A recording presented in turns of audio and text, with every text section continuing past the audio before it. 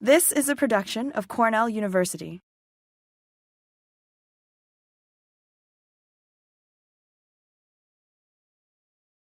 Okay.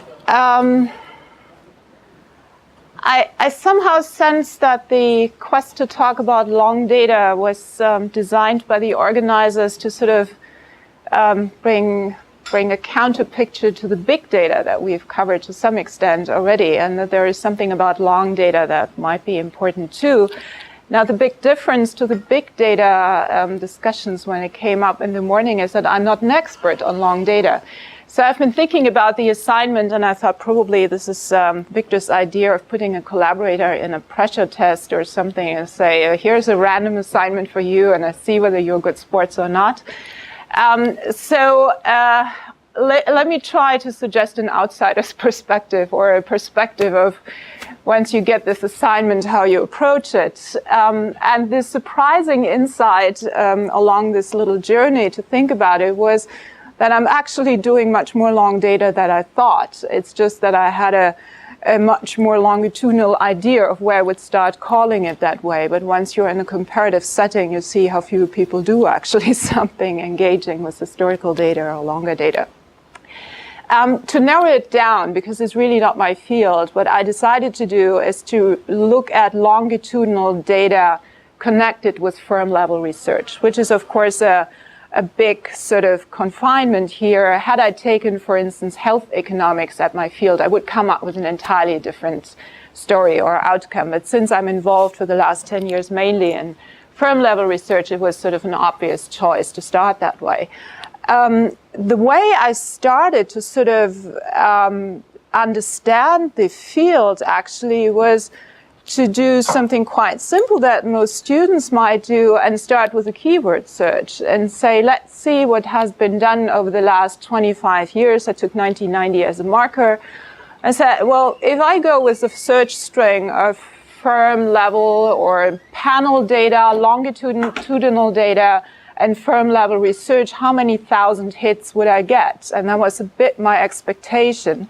And I limited to 12 top journals in economics and sociology in management, which included like AJS and ASQ, AAR, Journal of Political Economy, Econometrica, Journal of Management Studies, Organization Science. And I had this expectation of this enormous number of hits, because we all know longitudinal data or time series analysis is one way of getting at causality and getting out of this cross-sectional design. And what I found was that I didn't know how to use this thing. Oh, that's smart. And what I found is that actually with this search string and looking at 12 top journals, I ended up with something like 360 hits over a 25-year period. Once I screened all the abstracts and actually looked at the question, what is actually in it, I was down to around 250 for a 25-year period, which is actually dramatically little if you're honest. And you can see that 1990, 1994, we were under 20 in these 5 years. And now in the final period, of course, we see this accelerating trend. And in the final period, we have 2010 to 2014, somewhere around 110 publications so far. So it is far from being a standard, and it is really not used very widely. After that first discovery, the next logical step was really to break it down. Where do we see that research being published, actually, or what are the important areas?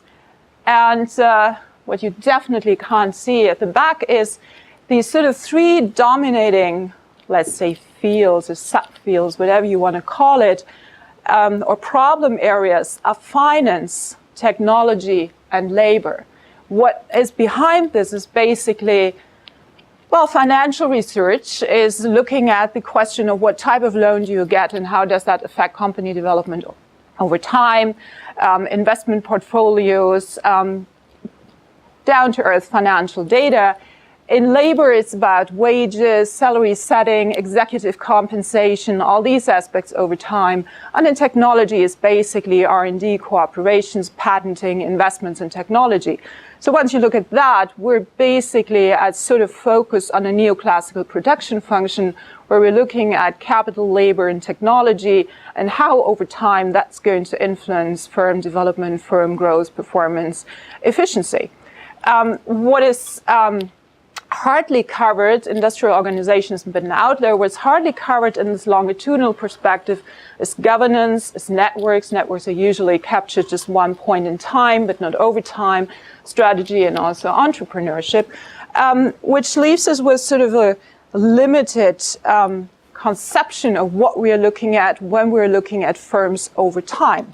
And that's basically the firm itself. Also, non-profit firms are incorporated here, or to some extent, if we are including forms of cooperation, strategic alliances between firms, so the organizational field or the production market. But that is the big bulk of research that you find, and that is being done. Now, that is fine as long as we're living in a neoclassical conception where we think that nothing is really very much influencing beyond and having an impact on the production function. But as we mentioned a lot of times here today already, we're sort of believing in an embedded system here, where the firm is not just responding to the price mechanism, but responding to norms, societal needs, where firms actually also has an influence on society, where firms try to, through collective action and legitimacy seeking, try to change the institutional environment, and where we're seeing feedback loops coming back. And where also norms, individual level norms, societal norms, organizational norms, are actually having an impact on how firms are maneuvering in their respective field. Now, this quantitative account of what is being done and what is not being done is, of course, clearly, I think, supply-driven. And it's very much supply-driven by the data that is there. Because the data that is easy to handle is corporate data, ideally stock-listed firms, because we have transparency rules here. We don't have this for private firms. So that's basically a black box that is very hard to cover.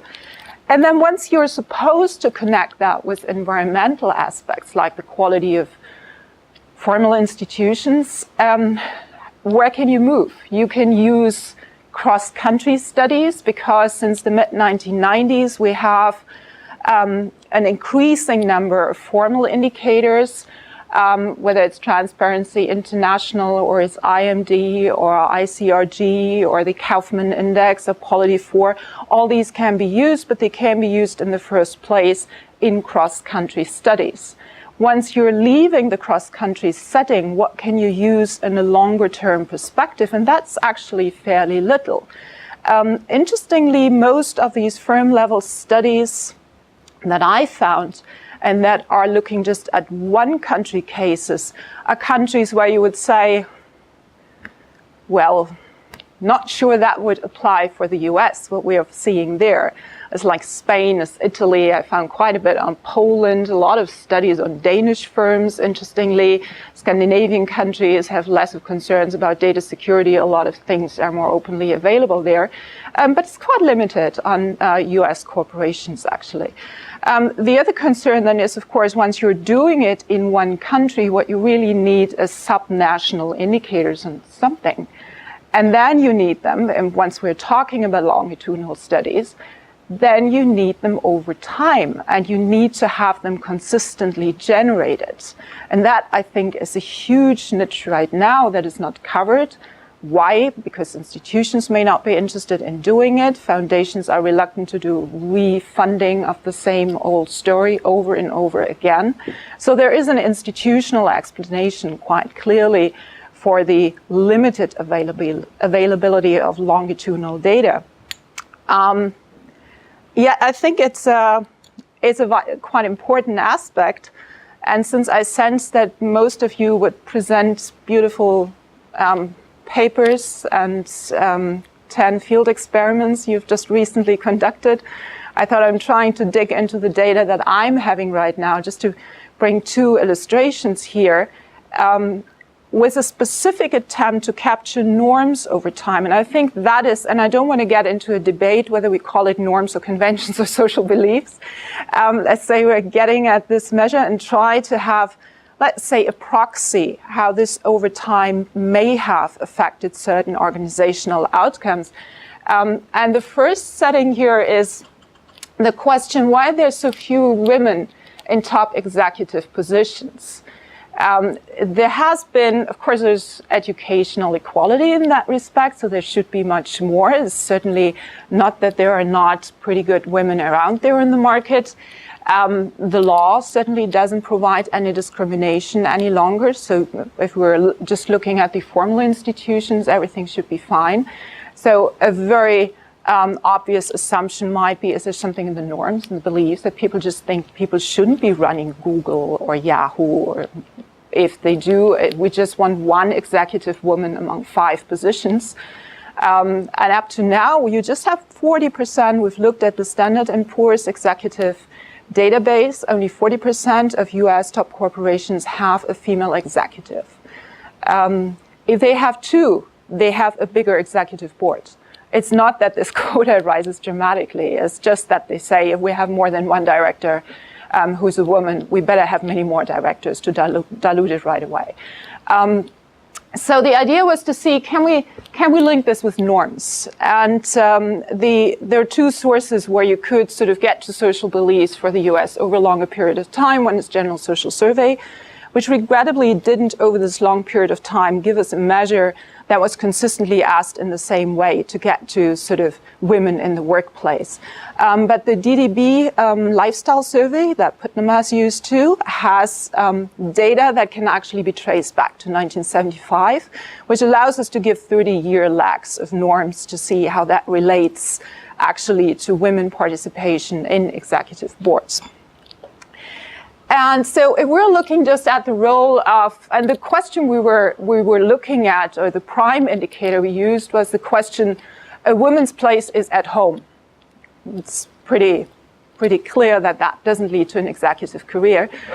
And there was an alternative, whether the women's rights movement was a good idea at all. That was sort of a robustness indicator we looked at too. So, but let's focus here on the first one that I like better, the women's place is at home. And if we're looking for the period of 1992 to 2010 at corporate data and compare the current norm or the current response on this norm or belief with the representation, you basically don't see anything. That's just a scatter. Now that could be taken as some sort of idea of confirmation, or Doug North might say, you know, norms change very slowly and they won't matter much. So that's not really the thing you want to link it to. But see what happens if you take the norms 15 years ago. So if we're linking today's executive position representation of women with the 15-year back norm on what people thought where women should be, then you are at a very clear correlation.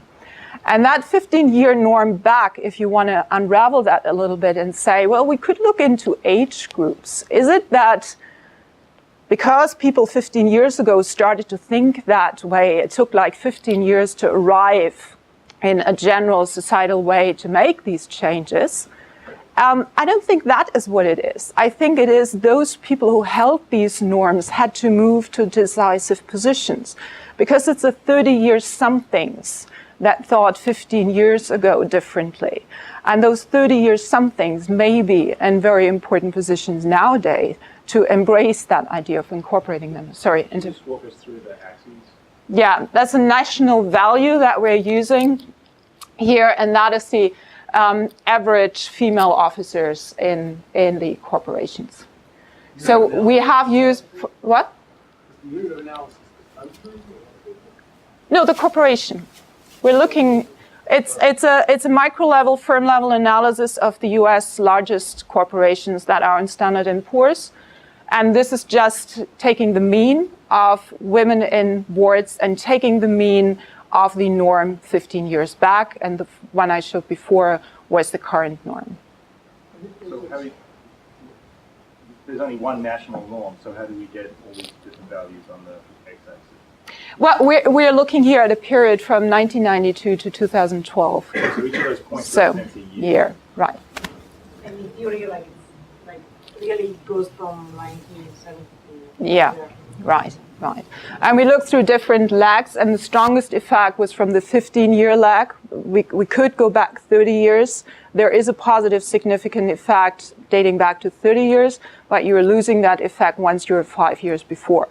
So it is a longer lag period here that shows some association. That holds up also, I mean, that's just a scatter plot of the mean. That holds up in a regression analysis incorporating those indicators that have been used in prior studies in female labor market participation, like contraception and abortion, quality of law at the state level, but also under inclusion of a mean of the organizational standards. So we took like, what is the average in your industry? Is there on average a woman represented, so that you would have some organizational or industry specific force represented here, but still the norm holds up and has a strong explanatory power for this 15. This is very, very initial. We're just at some sort of descriptive level. Sorry, I still understand the plot. So can I just pick one point in the middle there that says like 3.5 on the x-axis and 3 on the y-axis? So 0.3, 0.3, yeah. 0.3, that means... That means that probably, I don't know which year this point would be, that in this specific year, the mean value on this norm generated 15 years back corresponds with a plus 15 years level of the average female officers. So you're putting 2 times together. I see, so it's not today. It's not, no. No, it's like you just say... Right, we're looking at this panel, right? Any firm in this panel, 1992 to 2010, has that positive effect 15 years back. So it works for the entire period. And the previous plot was just putting the same year norm to it, and then you lose it. Sorry, this is right. very tentative. I thought you were measuring everything with respect to today. So No, sorry. Can I ask one question about this? Just so that I understand the number. Like a 3.2 means that when people are asked strongly agree or strongly disagree, right. and it's 1 through 5, yes. 1 is strongly agree right. about whether a woman's placed in the home. Okay. That was in the original. We reversed that because we wanted to have a positive relationship here. Let me move on, which tries to make an even bigger step to get to some kind of effect of what people have been thinking and how it may relate to something we're seeing happening today. Some of you, I apologize for all these lines. Now I see what Victor meant when he said there are all these lines in your map. They're not there if you don't use an Apple computer. Anyway, we have in Capitalism from Below suggested that in a very important role in the success of private companies in China before they were even legalized or legally protected was that people really cooperated and helped each other, and that it was a sort of cooperative atmosphere, specifically in the Yangtze Delta region. And the rise of private firms in China was regionally very unequally distributed, which is what this map tries to show, and the darkest spots are the highest concentration of private firms. This was our study region, the Yangtze Delta region. This is Beijing-Tianjin, and this is the south with Guangdong province. But the Yangtze Delta region was really the first to develop, and it developed without much of help of foreign direct investment, which was the case in the Guangdong region. So starting from this observation that we believe that norms were quite important here in facilitating this process, a next logical step is then, of course, to say, well, is there something historical about it? Is this sort of a cultural thing that this region was actually much more into commerce and into startup firms, has some sort of a self-starter attitude? One way or an immediate suggestion is, of course, to say, well, Neo-Confucian ethics may play a role. Neo-Confucianism has sort of embodied a sense of liberalism. It has embrace the idea that individual merits play a strong role, and that also social inequality is okay if it is merit-based.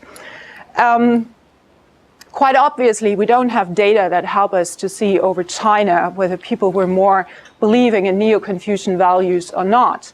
But what we do have is palace exams in China that have been based on the Neo-Confucian ideology and have actually tested for knowledge, and have also been a very crucial element of social mobility in China. So passing the highest palace exams is probably something like today being Mark Zuckerberg and having a successful Facebook listing, because it is sort of the embodiment of wealth creation, political power and influence and status. And what I've been looking at is the regional distribution of those people who pass the highest palace degree, and whether that reflects in any way today's distribution of private companies in China. And what we actually see is that there is a quite close link, particularly up to the point where the formal regulation or constitutional protection and private laws have been put in place in China. This is once again just a one-on-one regression. And here what I've been doing is linking the provincial level number of private firms normalized by population with the only explanatory variable of the Ming Dynasty highest degree palace holders. And I've done this as a one-on-one year-by-year regression and get in all these cases significant results, but with a sort of highest influence of the coefficient value in the year 2004. That little exercise survives inclusion of standard factors of firm location, like geography, proximity to foreign direct firms, proximity to existing industrial clusters, which originally were basically state-owned firms, infrastructure investments like railroad per surface, access to the coastline, like coastline to surface of the province. So it looks like a relatively stable relationship. And also the positive aspect is it does explain those that were self-started firms, private firms, but it doesn't relate to those companies that have basically need state approval, like foreign direct invested companies. They don't. Y-axis? What? What is the y-axis? That is a coefficient value, which is not very meaningful here on the number on the right, the number of palace degree holders normalized by population during the Ming Dynasty. And we only focused on the Ming Dynasty because that was actually the only period where everybody could participate in these palace degrees. Before, parts of society were excluded, so it was sort of a limited access route. And after the Ming Dynasty, the system was sort of falling apart. They were selling degrees, there were regional quotas on degrees, so it's basically the only period which gives everybody access and doesn't modify results through quota systems. And that's also the only dynasty that actually shows this close correlation. Well, Todd says 1 minute, and I'm going to beat this. So I suppose this is just supposed to lead over to discussions. I do think there is too little use of long data, certainly in a lot of fields. I think firm-level research certainly belongs to them. And similarly, as some discussions in the morning, I think there are external incentives limiting this use. Doing surveys repeatedly, like we're trying to construct a fourth wave survey in China, is an issue. One has to convince donors to do this. Replication is not always appreciated. But I think there are also chances and a lot of untapped archival data that will become accessible also in the way of stronger use of digital technologies and stronger use of historical data that was collected for entirely different purposes, but may serve as good proxies for something else that we may only today be thinking about, but never thought about before. Thank you.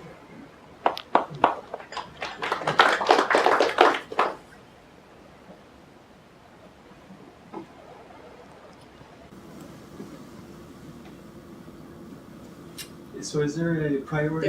Oh yeah, go ahead. So I guess I have good news and bad news. The good news is that there's the longitudinal business database, the LEHD, that are made available through the U.S. Census Bureau to participating university scholars. These are data that include every private and public firm in the country, often linked to their employees over the course of 30 years. So it's longitudinal data that offers the possibility also of including financial metrics for the firms. So that's nice. The negative part about that is it takes 5 to 6 years to apply to get access to it. It costs $50,000 per university. Not all universities are members. And it's a remarkably difficult process to navigate. So in the near term, there are some scholars, primarily in economics, that are using these data. It's a remarkable barrier to entry. Those who have access to it have very low-hanging fruit that they're plucking very quickly. But in principle, it's out there, and there's the potential that that data will be more easily accessible going forward. Yeah, I think there's more like that. I mean, I live in Sweden, and in Sweden, company data is quite readily available, even without that entry barrier and paying $50,000 per day. I think it needs to be done much more than it used to be done, and not just in these. My main point was, it needs to go beyond input factors like labor and finance and technology. There's more to it, and a firm is embedded in a more complex system. And leaving all that out and just saying we're here operating in some sort of ceteris paribus setting is probably not a durable solution to it. You said you'd used the Ming Dynasty. The reasons that you gave, and that there were regional quotas that skewed results. Yeah. Afterwards, what part of the Ming Dynasty were you using? We use the total count on Ming Dynasty normalized by a Ming Dynasty population average per province. We've used the data by a whole that was published in 1962, but also the current Harvard database project. I don't know what the exact title of that is, but I'm sure you know what I'm talking about.